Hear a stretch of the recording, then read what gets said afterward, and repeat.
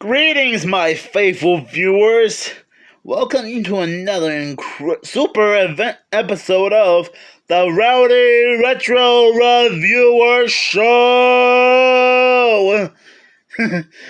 Sorry, I didn't mean to get a little bit overboard with the introduction there. Today, I'm here to share my thoughts on the greatest crossover movie ever, Scooby-Doo and Krypto 2. First, a little synopsis of the film. Superdog to the rescue! When the Justice League goes missing and villains overrun Metropolis, there is only one team that can solve this mystery: Scooby-Doo and the Mystery Inc. gang. But wait! There's a new dog in town. Krypto, Superman's dog with superpowers. Mystery Inc. will need all the help it can get when phantoms menace the Justice League headquarters. Oh boy, that totally sounds like a lot of trouble when you think about it. And I thought dealing with supervillains was bad enough for them. And has Lex Luthor finally gone straight? Meaning, has he finally turned over a new leaf and become a good guy? Or is he in cahoots with Joker and Harley Quinn? The DC supervillains may have clashed with Superman before, which is not a big surprise when you think about it. But now, they are facing something new. A gang of meddling kids and the pesky dog. Oops.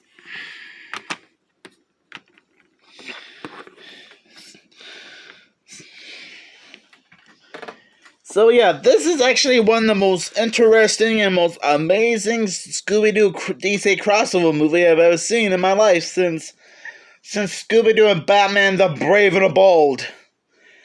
Now don't get me wrong, I'm not saying that Scooby-Doo and Batman the Brave and the Bold is an awful film.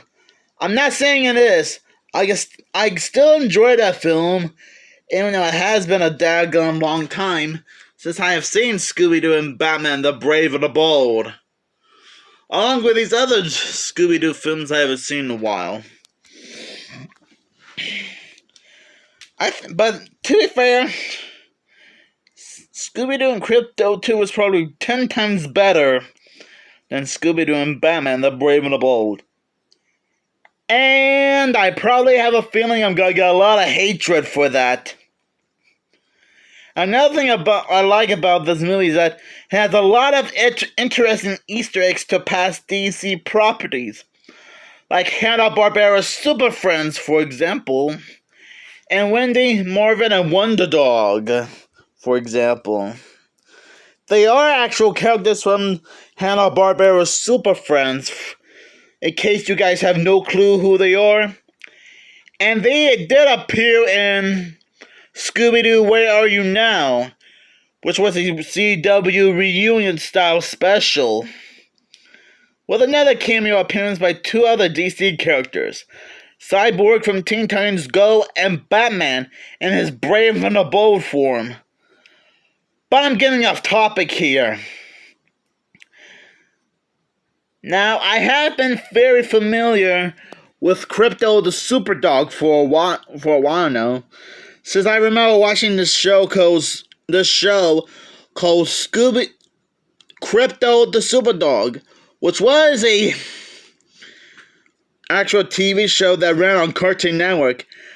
But it's kind of like watching a Hanna-Barbera cartoon, right down with the sound effects and the animation style, which I guess is not a bad thing, considering how Warner Brothers already owns the rights to DC and Hanna-Barbera, when you think about it. And yes, the other time I was also aware about this character thanks to Scooby-Doo Team Up. He appeared in issue number 9 of Scooby-Doo Team Up called Truth, Justice, and Scooby-Snacks, also starring Superman. And he even appeared again in issue number 18 called Doggone Crisis or something, which also featured other DC dogs like Ace the Bat Hound, Narf the Green Lantern Dog, and Wonder Dog, for example. And yes, Krypto does make a return in that comic book issue as well. So this is so Scooby-Doo and Krypto 2 is technically the third Scooby-Doo Krypto the Super Dog crossover. The other two other two crossovers that happened was in Scooby-Doo Team Up. Now I'm not gonna give away too much of this film, especially the big grand epic battle finale, since I assume that you guys are not fans of spoilers, which I clearly don't blame you guys for not being fans of spoilers. And this DVD does include 3 bonus cartoons from Scooby-Doo and Guess Who. Focus! Those 3 bonus cartoons from Scooby-Doo and Guess Who, which was DC related. The Scooby of 1,000 Faces, guest starring Wonder Woman. One a Night for a Dark Night, guest starring Batman, which I will admit it's actually meant to be a reference to the very first episode of Scooby-Doo, Where Are You, Code? Well, What a Night for a Dark Night, and 1 Minute Mysteries, guest starring The Flash. Now, you can't find these episodes on Season 1 of Scooby-Doo and Guess Who, but having them be bonus features on Scooby-Doo and Krypto 2 is fine by me too. And yes, I am aware about the League of Super Pets CGI animated movie for a while now.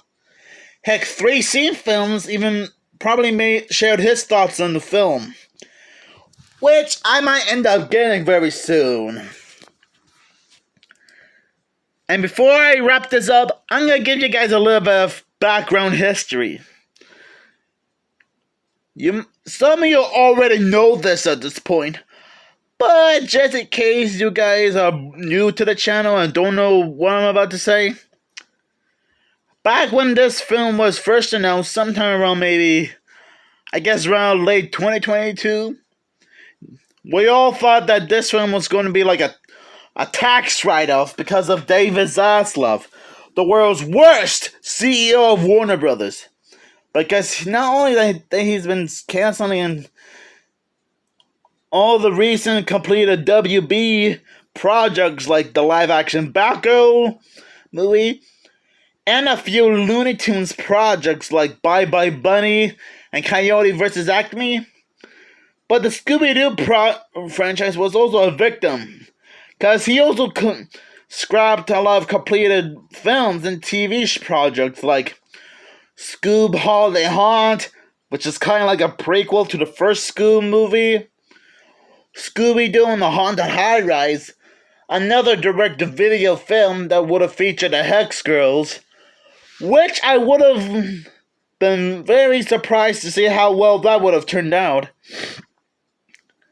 and Scooby-Doo and the Mystery Pups, which is going to be like a CGI preschool series aimed for younger kids, namely 2 to possibly 7-year-olds. But luckily that we had an anonymous person leaking the entire film on the internet almost a year and 2 months ago. That's right, it's been almost a year and 2 months since this film got leaked online, which I will admit, that's pretty cool when you think about it.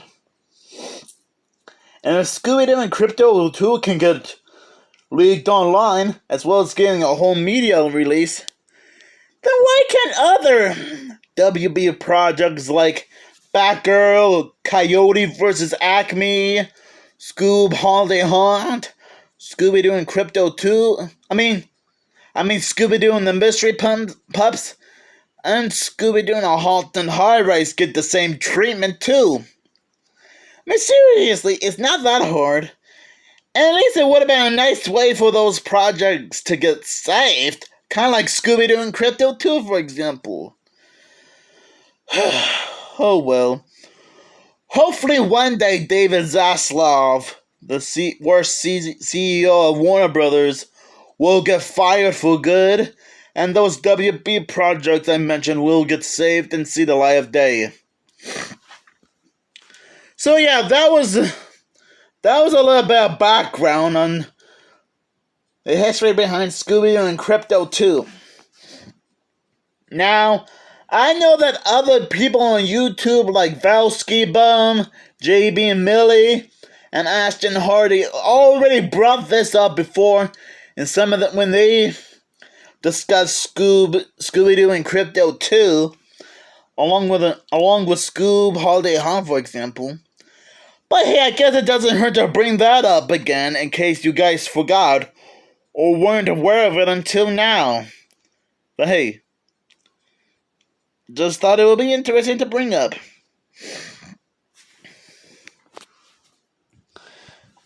Now, so yeah, Scooby-Doo and Krypto 2 is still an amazing crossover film to watch. Even though Scooby-Doo and Batman the Brave and the Bold is not that bad, it's still fun to watch, but this is pretty awesome. In fact, they often do reference Batman a few times before, especially Fred wearing Batman's utility belt in the Hall of Justice, which is a reference to Super Friends or Justice League Action, which was kind of like a short-lived Cartoon Network series. But you guys probably already knew that. And I hope we get more awesome Scooby-Doo films like this, either as a theatrical film, direct-to-video film, or a made-for-TV film, since it doesn't really matter if it goes either way.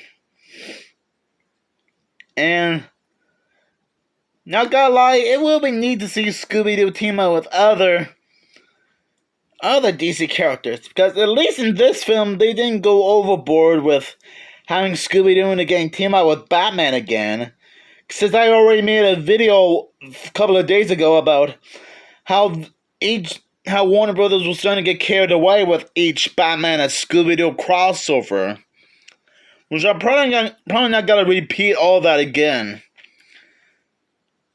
But I know that we might have to continue waiting longer, since Warner Brothers is still struggling thanks to David Zaslav, the worst CEO ever. So if you guys have any thoughts on this film, let me know down in the comments below. And it would be pretty neat if we saw Krypto the Superdog team up with other Hanna-Barbera heroes like Dynamite and Blue Falcon, Secret Squirrel and Morocco Mole, Frankenstein Jr. and the Impossibles, and Space Ghost, for example. Now, maybe as their own separate movies or TV episodes at some point, or maybe even a comic book series. But anyways, thank you guys for watching, and stay groovy!